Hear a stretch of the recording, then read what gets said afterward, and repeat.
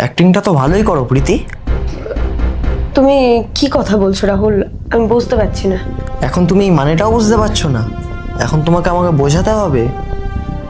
তাহলে শোনো,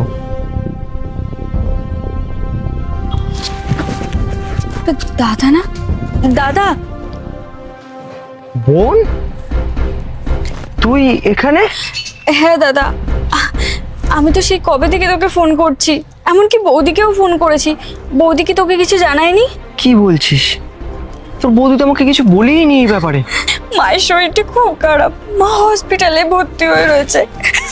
ডাক্তার বলেছে মায়ের হাতে একদম বেশি সময় নেই, আমাদের টাকা পয়সার প্রয়োজন। এই জন্যই তো বৌদিকে বারবার ফোন করে বলেছিলাম যে তোকে বলতে। ঠিক আছে, আমাদের আর লেট করা ভালো হবে না। বৌদি যে এমনটা কেন করলো আমি বুঝতে পারছি না। তুই চিন্তা করিস না, এক্ষুনি আমাদের যেতে হবে, তাড়াতাড়ি চ।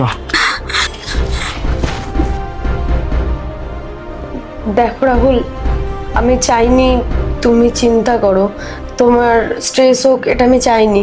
আর তাছাড়াও ম্যাক্সিমাম টাইম তো আমি একাই থাকি রাহুল। তুমি যদি গ্রামে চলে যাও তাহলে আমার কি হবে? আমি তো পুরোপুরি একা হয়ে যাব। সেই কারণে আমি তোমাকে কিছু জানাইনি। আর তাছাড়াও কি জানাবো বলো তো, দিনের পর দিন কিছু না কিছু তো লেগেই রয়েছে ওনাদের। আজকে এই শরীর খারাপ, কালকে ওই শরীর খারাপ, আজকে হসপিটালের জন্য টাকা লাগছে, কালকে শরীর খারাপের জন্য টাকা লাগছে, কালকে মেডিসিনের জন্য টাকা লাগছে।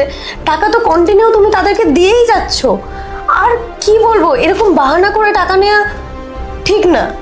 প্রীতি, ওটা আমার ফ্যামিলি। আমাকে জন্ম দিয়েছে উনি, ওটা আমার মা হয়। আর ওনাকে আমি দেখবো না তো কাকে দেখবো? আরে রাহুল, আমি সব বুঝতে পেরেছি, কিন্তু তুমি তো টাকা দিচ্ছ ওদেরকে, তুমি তো প্রতিনিয়ত ওদেরকে টাকা পাঠাতেই থাকছো। কিন্তু তোমাকে এইবার আমাদেরকে নিয়েও ভাবতে হবে। দেখো, আমাদের এত বছর হয়েছে বিয়ে হয়েছে, আমাদেরকেও তো ফিউচার প্ল্যানিং করতে, আমাদের একটা বেবি নিতে হবে। তুমি সেই বিষয়ে কিছু ভেবেছো? দেখো প্রীতি, আমি তোমাকে লাস্ট বার বলে দিচ্ছি, আমার জীবনে আমার মায়ের থেকে গুরুত্বপূর্ণ আর কিছু নেই। আমার মা আমার কাছে সবার আগে।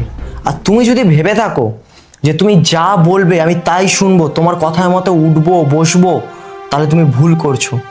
তুমি কি ভেবেছিলে আজ যদি আমার মায়ের কিছু হয়ে যেত আমি কি তোমাকে ছেড়ে দিতাম? আমি কি তোমার সাথে থাকতাম? ওই মানুষটা হসপিটালে ভর্তি। আর ওনার যদি কিছু হয়ে যেত